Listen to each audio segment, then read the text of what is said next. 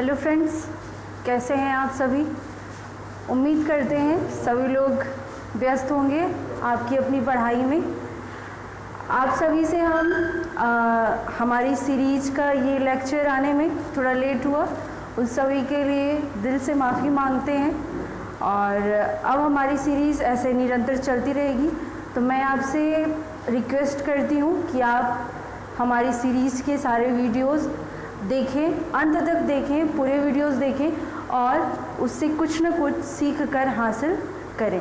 तो फ्रेंड्स, आज के लेक्चर में हमारा 6वां चैप्टर रेडियो सक्रियता अर्थात रेडियो एक्टिव, ये हम लोग पढ़ेंगे आज के चैप्टर में। चैप्टर 6 ये हमारा आज का लेक्चर होगा।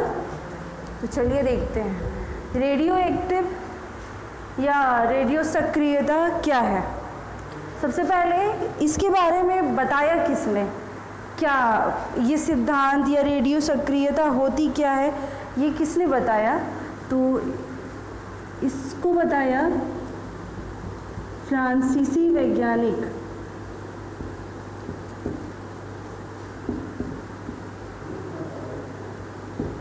Henry Becquerel. और कब? सन 1896 ईस्वी में। सन 1896 ईस्वी में फ्रांसीसी वैज्ञानिक हमने यहाँ लिखा हेनरी बैकुरल ने एक प्रयोग किया। उन्होंने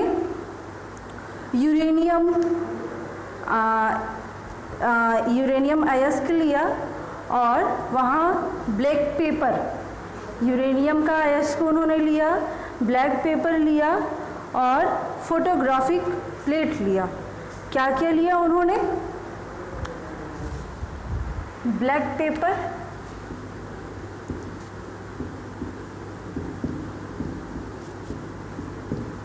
फोटोग्राफिक प्लेट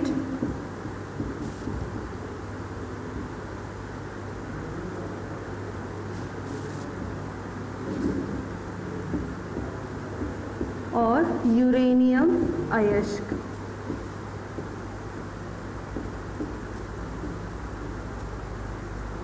इतनी चीज़ों को लेकर उन्होंने एक प्रयोग किया कि फोटोग्राफिक प्लेट लिया उन्होंने और यहाँ यूरेनियम के अयस्क लिए इसी के बीच में, और उसे ब्लैक पेपर से ब्लैक पेपर को यहाँ लपेट दिया पूरा उन्होंने।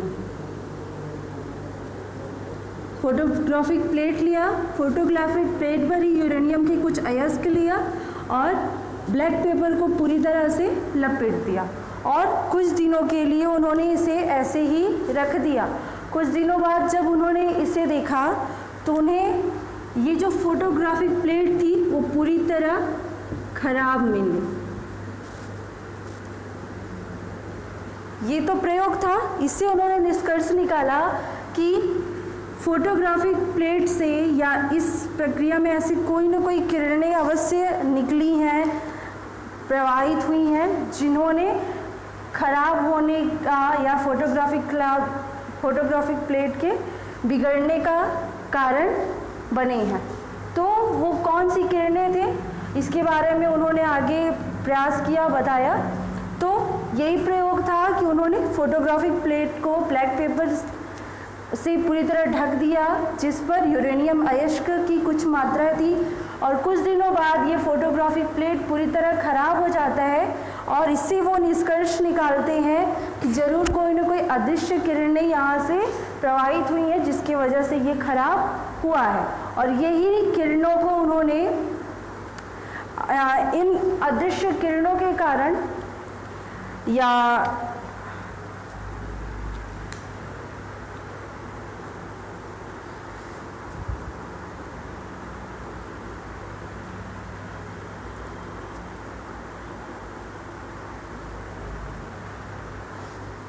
ये जो किरणें निकली जिसकी वजह से ये खराब हुआ, जो कि अदृश्य था, जिसका कोई नाम नहीं था, इसके पहले ऐसी किरणों की कल्पना भी नहीं की गई थी। इन किरणों को ही नाम दिया गया रेडियो एक्टिव का मुख्य घटक। अर्थात ऐसे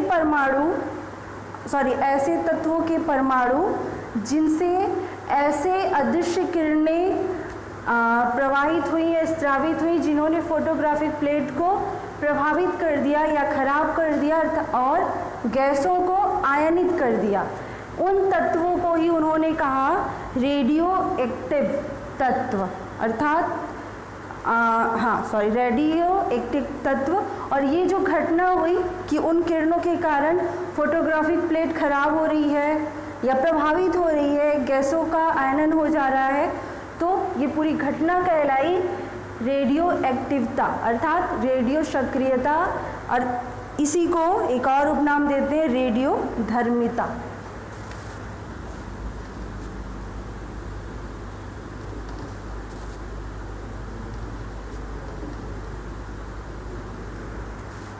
तो रेडियो एक्टिव क्या है और रेडियो एक्टिवता क्या है, जिसे हिंदी में रेडियो सक्रियता या रेडियो धर्मिता भी कहते हैं, ये हमने जाना।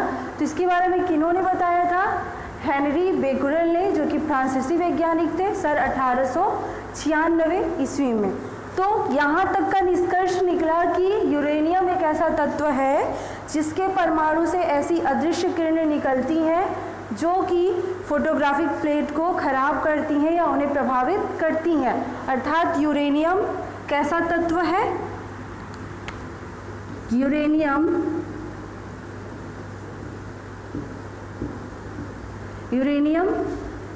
रेडियो एक्टिव तत्व है।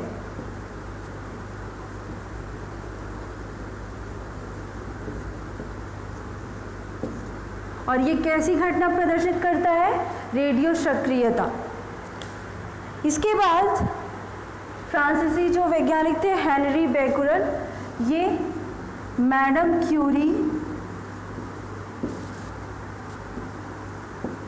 और इन्हीं के पति पियरे क्यूरी,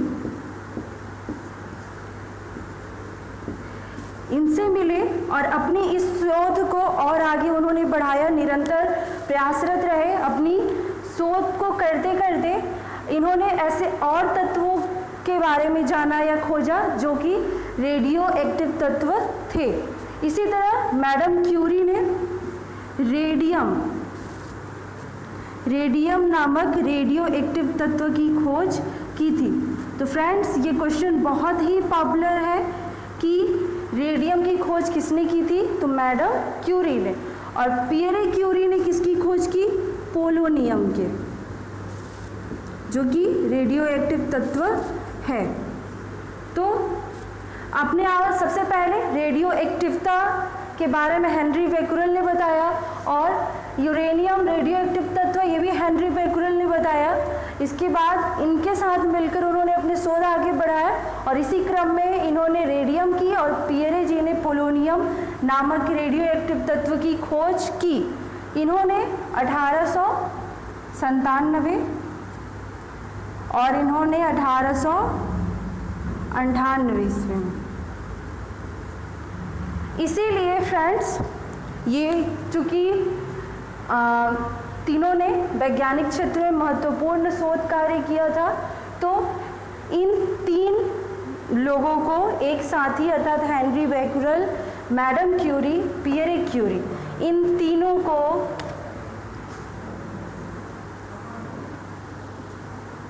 1903 में फिजिक्स का नोबेल पुरस्कार प्राप्त हुआ। क्यों? क्योंकि उन्होंने इस क्षेत्र में अभूतपूर्व कार्य किया, जो उन्होंने रेडियो एक्टिवता या रेडियो एक्टिव तत्वों के बारे में बताया। तो 1903 में इनके संयुक्त कार्यों, प्रयासों, इनके अभूतपूर्व योगदान के कारण इन्हें फिजिक्स का नोबेल पुरस्कार दिया गया या उसे सम्मानित किया गया। तो ये रेडियो एक्टिव क्या है, रेडियो सक्रियता क्या है, ये हमने देखा। और इनसे संबंधित सबसे प्रमुख वैज्ञानिकों में से हेनरी बेकुरेल, मैडम क्यूरी और पियरे क्यूरी। और यूरेनियम रेडियो एक्टिव तत्व, इसकी खोज किसने की? हेनरी बेकुरेल ने। मैडम क्यूरी ने रेडियम की खोज की, पियरे क्यूरी ने पोलोनियम की खोज की, और इन तीनों को 1903 में एक साथ फिजिक्स का नोबेल पुरस्कार प्राप्त हुआ। तो इतना हम लोगों ने जाना। अभी हम प्रयोग में ही हमने देखा, जब प्रयोग हुआ था तो वो जो अदृश्य किरण थी वो फोटोग्राफिक प्लेट को प्रभावित करती थी और गैसों को आयनित कर देती थी। इसी आधार पर उन्होंने बताया था कि ऐसी कोई अदृश्य किरणें हैं। तो अगर रेडियो एक्टिव तत्वों की प्रमुख विशेषताएं हम देखें तो उनमें दो प्रमुख विशेषताएं हो जाएंगी कि ये फोटोग्राफिक प्लेट को प्रभावित करती हैं और गैसों को आयनित करती हैं। ये तो दो मुख्य विशेषताएं जो कि हमारे प्रयोग के बाद ही हमें प्राप्त हो गया।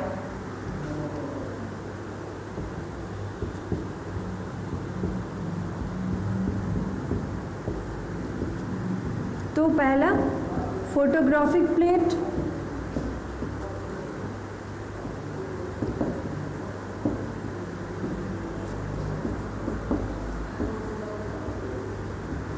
को प्रभावित करते हैं और गैसों को आयनित कर देते हैं।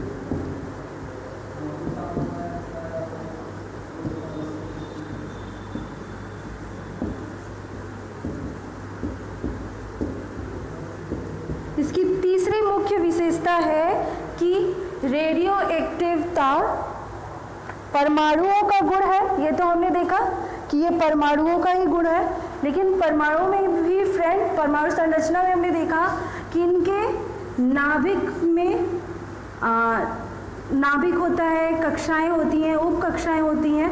तो जो रेडियो एक्टिवता है वो किसका गुण है? नाभिक का। यानी ये जो क्रिया होती है वो मुख्य किस जगह से प्रारंभ होती है? नाभिक से। तो ये नाभिक का गुण है। कौन? रेडियो एक्टिवता। नाभिक का गुण है। एक विशेषता हमने अगर अच्छी लाइनों में कहें इसके बाद हम, तो ऐसे परमाणुओं के तत्व जिनके नाभिकों में विखंडन की क्रिया होती है और विखंडन की क्रिया के समय ही कुछ अदृश्य किरणें स्रावित होती हैं या प्रवाहित होती हैं, उन अदृश्य किरणों के कारण ही फोटोग्राफिक प्लेट प्रभावित होती है, गैसों का आयनन होने लगता है। ऐसे तत्वों को ही रेडियो एक्टिव तत्व कहते हैं तथा ये जो पूरी घटना है उसको रेडियो सक्रियता या रेडियो एक्टिवता या एक और शब्द रेडियो धर्मिता कहते हैं। तो ये हमने देखा।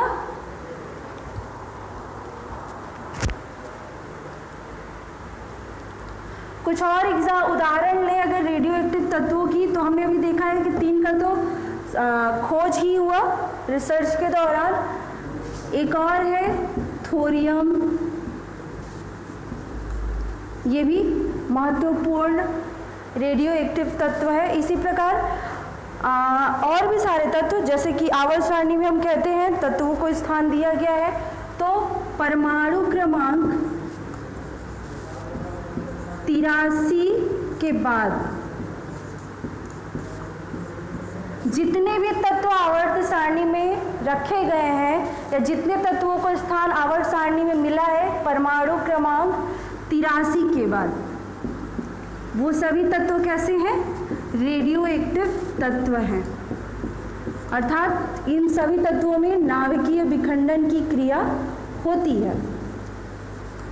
और नाभिकीय विखंडन का सबसे महत्वपूर्ण प्रयोग कहाँ किया गया है या मुख्य रूप से हमने सुना है, आप सभी जानते हैं, तो क्या गेस कर सकते हैं कि वो कौन सी चीज़ है? फ्रेंड्स, हम सभी दुनिया में 2 महत्वपूर्ण खतरनाक, जिनमें पूरी दुनिया को नष्ट करने की शक्ति है, ऐसे बमों के बारे में हमने पढ़ा है, सुना है, और ये भी पढ़ा है कि इनमें से एक बम का उपयोग भी हो चुका है किसी एक देश के ऊपर। तो उन जो 2 बमों की बात हम कर रहे हैं वो है परमाणु बम और हाइड्रोजन बम।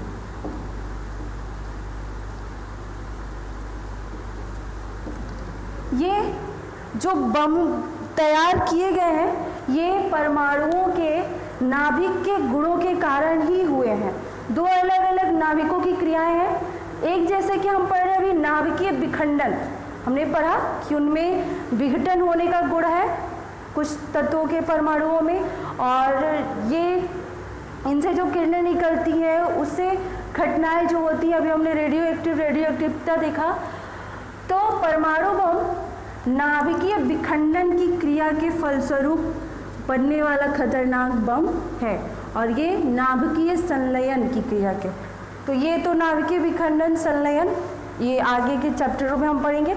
अभी हम बस इतना जानते हैं कि नाभिकीय विखंडन के पर क्रिया के उपयोग के द्वारा ही या उससे आधार बनाकर ही इस बम को तैयार किया गया है, जिसका उपयोग किस देश में किया गया था, किसके द्वारा किया गया था, ये हम सभी जानते हैं। अगर आप नहीं जानते तो जियोग्राफी का लेक्चर जरूर देखें। तो इतना महत्वपूर्ण है जिसने पूरी दुनिया को बांध रखा है, वो किससे? क्योंकि यही जो रेडियो एक्टिव तत्व है और इनके नाभिक में जो विखंडन का गुण है उसके कारण ही संभव हो सका है। तो ये जो तीन वैज्ञानिक प्रमुख नाम लिए हमने रेडियो एक्टिविटी के संबंध में, ये इसीलिए ही बहुत ही महत्वपूर्ण स्थान इन्होंने अपनी रिसर्च में या वैज्ञानिक शोधों के पूरे इतिहास से बना लिया, और इसी कारण इन्हें फिजिक्स का नोबेल पुरस्कार प्राप्त हुआ था। तो इतना हमने देखा ना रेडियो एक्टिव और रेडियो सक्रियता के बारे में। इससे संबंधित एक शब्दावली है जो कि एग्जाम्स में बहुत पूछे भी जाते हैं, अर्ध आयु, हाफ टाइम। तो परमाणुओं के संबंध में अर्ध आयु या हाफ टाइम क्या है ये हम अभी देखते हैं। अर्ध आयु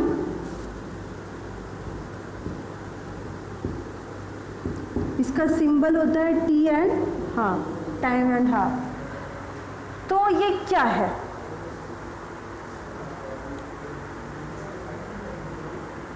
फ्रेंड्स, जैसा कि हम जानते हैं पीरियोडिक टेबल में जितने तत्वों को रखा गया है सबका परमाणु क्रमांक अलग अलग है। जैसे कि हाइड्रोजन का परमाणु क्रमांक 1 है, हीलियम का 2 है, अर्थात हाइड्रोजन के पास कितने परमाणु हैं? 2। हीलियम के पास कितने परमाणु हैं? इसके पास कितने परमाणु हैं? 1। और इसके पास कितने हैं? 2। इसी तरह कार्बन के पास 6, अर्थात हर तत्वों के पास अलग अलग परमाणुओं की संख्या है। तो ये जो है अर्धायु, अभी हम कह रहे हैं रेडियो एक्टिवता के संबंध में शब्दावली है, और रेडियो एक्टिवता किससे संबंध में है? परमाणु के नाभिक से संबंधित है, या परमाणु के किसी तत्व के परमाणु से संबंधित है। तो इसकी परिभाषा होगी कि किसी भी रेडियो एक्टिव तत्व, किसी भी रेडियो एक्टिव तत्व में किसी जैसा कि अभी हम देख रहे हैं अर्धायु समय की बात हो रही है, तो ये कितने समय में हो रहा है, क्या हो रहा है? ये टाइम की बात हो रही है। तो कोई ऐसा समय जिसमें किसी रेडियो एक्टिव तत्व के परमाणुओं की संख्या प्रारंभिक संख्या की आधी रह जाए, अर्थात जैसे हीलियम के पास कितने परमाणु हैं? 2। किसी ऐसी प्रक्रिया द्वारा निश्चित समय हम से प्रारंभ करके, प्रारंभ में तो 2 हैं इसके पास, लेकिन घटनाएं होती रहे, कुछ ऐसी क्रिया हो कि इसके पास परमाणुओं की संख्या कितनी बचे? 1। तो जितना समय परमाणुओं की संख्या 1 तक आने में जितना समय लगेगा वही इस हीलियम के परमाणु का अर्ध आयु होगा, अर्थात उसका आधा आयु खत्म। क्योंकि परमाणुओं की आयु ही कौन निर्धारित करता है? उनके पास जो किसी तत्व के आयु का निर्धारण क्या है? उसके पास परमाणुओं की संख्या। आयु नहीं कहेंगे हम, ये शब्दावली है और परमाणुओं से संबंधित है। अर्थात आयु तो क्या है? ये ऐसे तत्व है जो प्रकृति में है, न कुछ नवीकरणीय है, कुछ अनवीकरणीय है। तो अर्धायु हुआ जो कि ऐसे रेडियो एक्टिव तत्वों के परमाणुओं की संख्या जो प्रारंभिक मान से जब आधी रह जाए, ऐसे समय के मान को ही परमाणुओं का अर्ध आयु कहते हैं। इसे T.½ से प्रदर्शित करते हैं। तो ये उसे संबंधित प्रमुख रेडियो एक्टिव से संबंधित प्रमुख शब्दावली थी। और इसका मान क्या होता है? तो इसका मान होता है 3.693 डिवाइड बाई लैम्डा। ये इसका मान होता है। और लैम्डा क्या है? विघटन नियतांक। क्योंकि ये जो घटना है पूरी वो नाभिकीय विखंडन, परमाणुओं के नाभिकों में विखंडन की प्रक्रिया के फलस्वरूप ही होता है। तो ये जो लैम्डा है वो क्या है? विघटन नियतांक, अर्थात विघटन के बाद। तो ये रहा T.½ का मान अर्थात अर्ध आयु का मान। इसके बाद एक और शब्दावली है तत्वांतरण।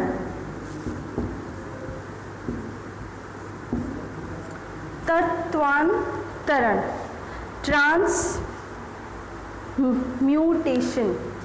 तत्वांतरण को इंग्लिश में क्या कहेंगे? ट्रांसम्यूटेशन। ये क्या होता है? क्योंकि रेडियोएक्टिव तत्वों के ही बारे में बात हो रही है तो आज हम उसी के बारे में बात करेंगे। किसी ऐसे रेडियोएक्टिव तत्व जो कि अल्फा कणों के द्वारा या अल्फा कणों से क्रिया करके अल्फा कणों के ऊर्जा क्षय होने के बाद किसी अन्य रेडियोएक्टिव तत्व में परिवर्तित होने की घटना ही तत्वांतरण है। तत्व अंतरण अर्थात तत्वों में बदलाव। रेडियोएक्टिव तत्व ही होगा, जैसे कि एक उदाहरण लें, यूरेनियम, इसका परमाणु क्रमांक 92 और परमाणु भार 238।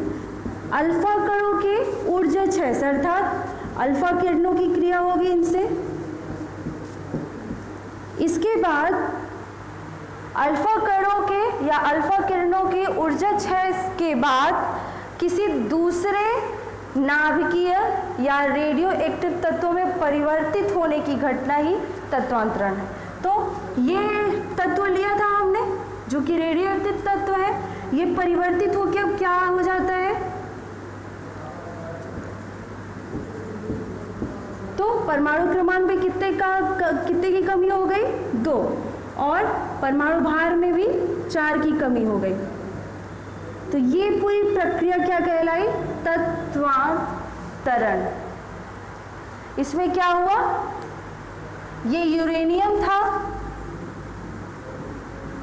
जो कि रेडियो एक्टिव तत्व है। फ्रेंड्स, अभी हमने देखा कि हेनरी बेकरेल ने सबसे पहले यूरेनियम रेडियो एक्टिव तत्व है ये उन्होंने बताया था।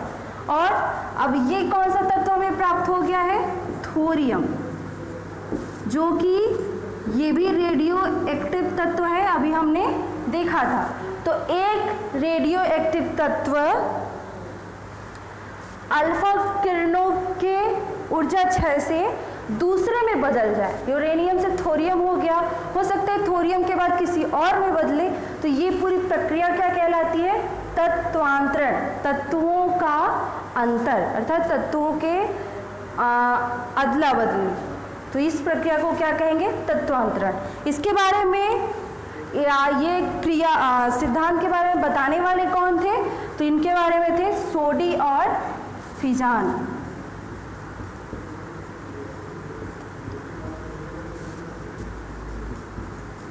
तत्वांतरण के बारे में बताने वाले प्रमुख वैज्ञानिक कौन थे या प्रमुख रसायनज्ञ ज़्यादा अच्छा होगा, कौन थे? सोडी और फिजान। तो ये 2 प्रमुख शब्दावलियाँ थी रेडियो एक्टिवता से संबंधित है। तत्वांतरण के संबंध में ये 2 क्वेश्चंस बहुत पूछे जाते हैं कि तत्वांतरण है क्या, उसमें कौन सी किरणों का उपयोग होता है? तो अल्फा किरणों का होता है। तत्वांतरण कैसे तत्वों के संबंध में है? तो रेडियो एक्टिव तत्वों के लिए। और इसके बारे में बताने वाले रसायनज्ञ कौन थे? सोडी और फिजान।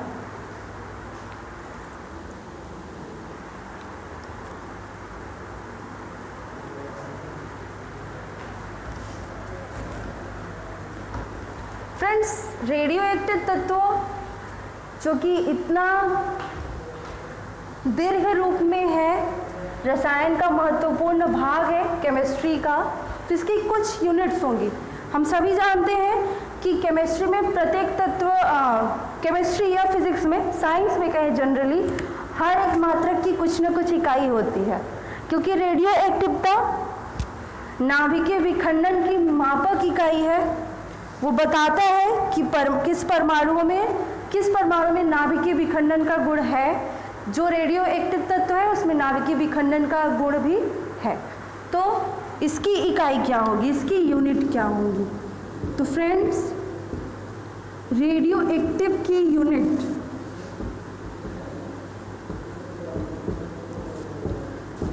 यहाँ कंफ्यूज नहीं होइएगा। रेडियो एक्टिवता इंग्लिश वर्ड हो गया और रेडियो सक्रियता हिंदी। तो इसकी यूनिट 3 यूनिट है इसकी। पहला बैकुरल, दूसरा रदरफोर्ड और तीसरा है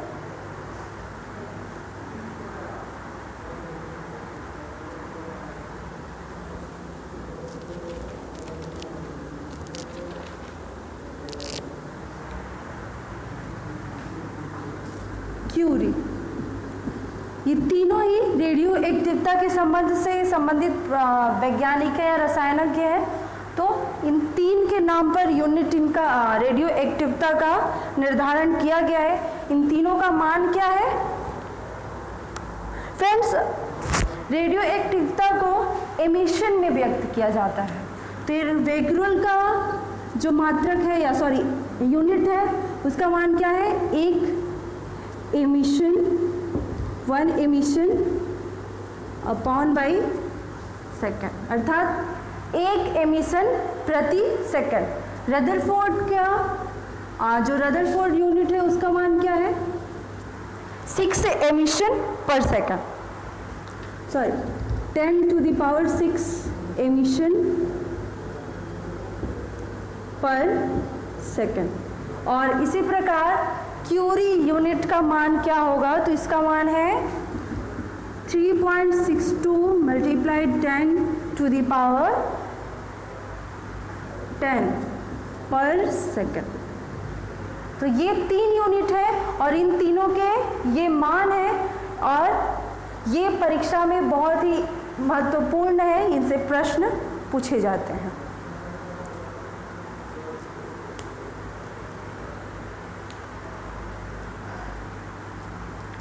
फ्रेंड्स, बैकुरल और क्यूरी के बारे में तो हमने अभी पढ़ा कि उन्होंने क्या काम किया था, बट रदरफोर्ड के बारे में अभी हमें जानना है कि उन्होंने रेडियो एक्टिवता के संबंध में क्या काम किया है या क्या खोजें की है या अपना क्या शोध करके क्या सिद्धांत दिया है, किसके बारे में उन्होंने क्या बताया है।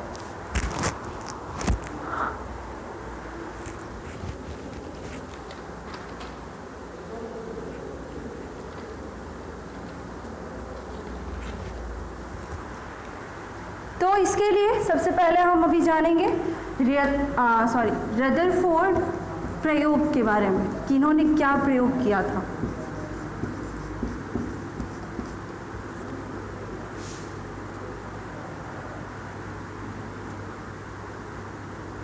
फ्रेंड्स, हमने भी परमाणु संरचना वाले चैप्टर में रदरफोर्ड का परमाणु मॉडल पढ़ा था, जो कि बहुत प्रसिद्ध है, लेकिन ये उससे अलग है। उनका प्रयोग अभी हम पढ़ेंगे तो हमें लगेगा कि सेम ही है, पर उससे थोड़ा अलग है और ये है रेडियो एक्टिवता के संबंध में। तो उन्होंने कुछ कणों को लिया या किरणों को, आवेशित किरणों को, और विद्युत धनात्मक क्षेत्र और विद्युत धनात्मक क्षेत्र नहीं, विद्युत क्षेत्र अगर बनता है तो उसमें 2 आवेश या 2 हमारे पास होते हैं, एक एनोड और एक कैथोड। 2 प्रकार की किरणें होती हैं, एक पे प्लस चार्ज होता है और एक पे माइनस।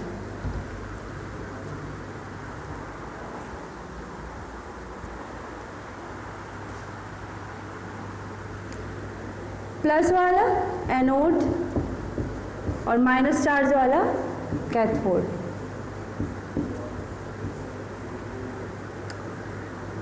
किरणों को उन्होंने यहाँ से प्रवाहित किया विद्युत क्षेत्र में, तो कुछ कण या कुछ किरणें यहाँ से पॉजिटिव की ओर निकल गई अर्थात एनोड किरणों को पार कर गई, कुछ किरणें ऐसी हुई जो कैथोड किरणों को पार कर गई और कुछ हुई किरणें जो सीधे चुपचाप निकल गई बिना किसी प्रभाव के। तो फ्रेंड्स, जो किरणें प्लस की ओर गई, क्योंकि हम जानते हैं चुंबकीय क्षेत्र में भी और विद्युत क्षेत्र में भी कि विपरीत आवेश वाले एक दूसरे को आकर्षित करते हैं, अर्थात विजातीय आवेशों में आकर्षण होता है। तो प्लस को आकर्षित करने वाला कौन होगा, या प्लस किसको आकर्षित करेगा अपनी ओर, माइनस चार्ज वाले को, और माइनस चार्ज किसको अपनी ओर आकर्षित करेगा, प्लस चार्ज वाले को। अर्थात एनोड की ओर जाने वाली किरणों के ऊपर कैसा चार्ज था, माइनस, और कैथोड की तरफ जाने वाली किरणों के ऊपर चार्ज कैसा था, प्लस। और जो सीधे निकल गई वो बिल्कुल प्रभावित नहीं हुई, अर्थात वो लोग उदासीन थे। तो ये नेगेटिव किरणें, नेगेटिव चार्ज वाली किरणें, ये पॉजिटिव चार्ज वाली किरणें, और ये उदासीन। अब तो परमाणु संरचना में हमें देखा ही था कि नेगेटिव चार्ज वाली किरणों को क्या कहते हैं, इलेक्ट्रॉन।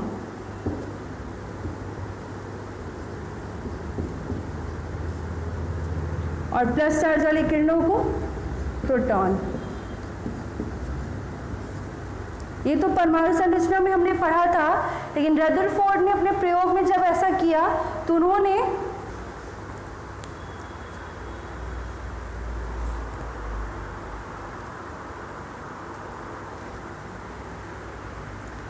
इस प्लस चार्ज वाली किरणों को अल्फा कण नाम दिया, अल्फा किरणें नाम दिया,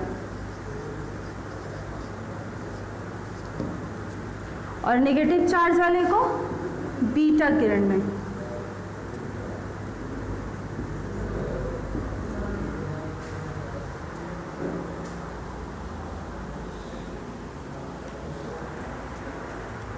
और जो किरण सीधी निकल गई बिना प्रभावित हुई अर्थात उदासीन को गामा किरण। तो अर्थात रदरफोर्ड जी ने अपने प्रयोग में किरणों के 3 प्रकार बता दिए, अल्फा, बीटा और गामा। तो अब ये अल्फा किरणें, बीटा किरणें और गामा किरणें क्या है, ये हम आज के चैप्टर में जानेंगे, जहाँ से रेडियो एक्टिवता के बारे में हम परीक्षाओं में पूछे जाने वाले लगभग सभी भागों को कवर कर पाएंगे।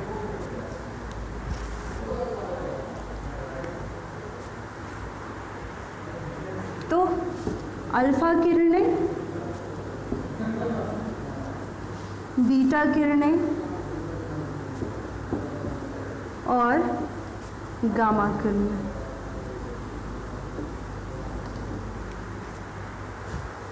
फ्रेंड्स, अभी हमने देखा कि रदरफोर्ड जी ने कैसी किरणों को अल्फा किरणें नाम दिया और कैसी किरणों को बीटा किरणें। अर्थात अल्फा किरणों पे कैसा चार्ज था, प्लस, बीटा किरणों पे कैसा चार्ज था, माइनस, और गामा किरणें कैसी हैं, उदासीन।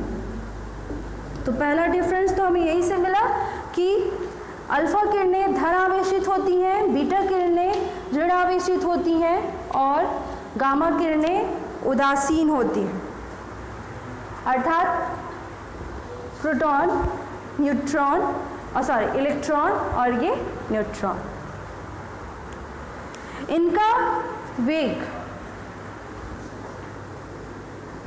इनका जो वेग है, अल्फा किरणों का वेग प्रकाश के वेग का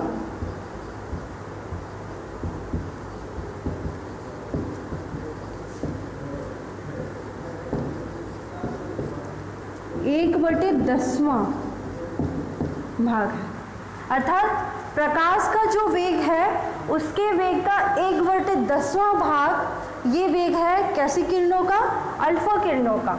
और बीटा किरणों का वेग प्रकाश वेग के बराबर।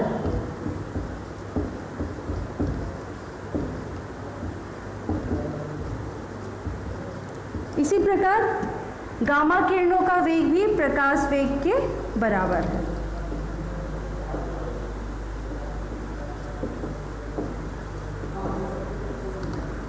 अभी प्रयोग में हमने जान लिया था अल्फा किरणें कैसी किरणें हैं, प्लस वाली, अर्थात ये प्रोटॉन है।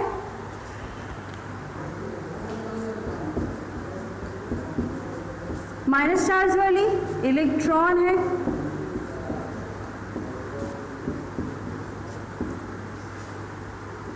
और ये उदासीन है।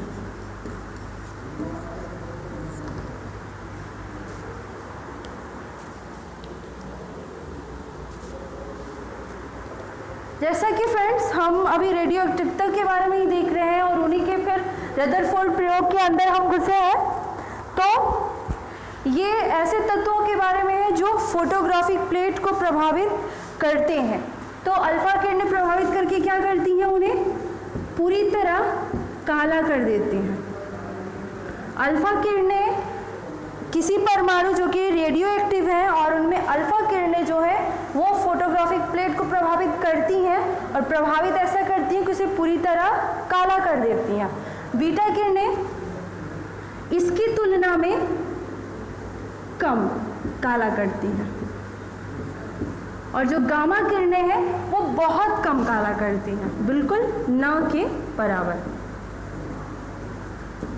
अर्थात फोटोग्राफिक प्लेट को सबसे ज़्यादा प्रभावित करने वाली किरणें कौन सी हैं, अल्फा किरणें।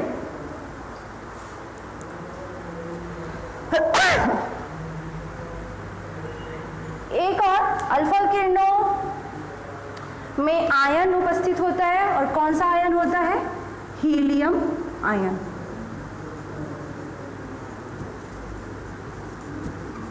इनमें नहीं। तो फ्रेंड्स आज के लेक्चर में इतना ही, और हमने चैप्टर 6 जो हमारा था रेडियो सक्रियता या रेडियो एक्टिवता, इसके संबंध में सारे तथ्यों को हमने पढ़ा जो कि परीक्षाओं में पूछे जाते हैं। तो आज के लिए बस इतना ही। वीडियो अंत तक देखें और आपको कैसा लगा उसके लिए कमेंट बॉक्स में कमेंट अवश्य करें और लाइक शेयर भी करें, तथा सबसे महत्वपूर्ण कार्य हमारे चैनल को सब्सक्राइब कर लें ताकि किसी भी वीडियो की नोटिफिकेशन आप तक सबसे पहले पहुंच जाए और आप बिल्कुल भी चूकें नहीं।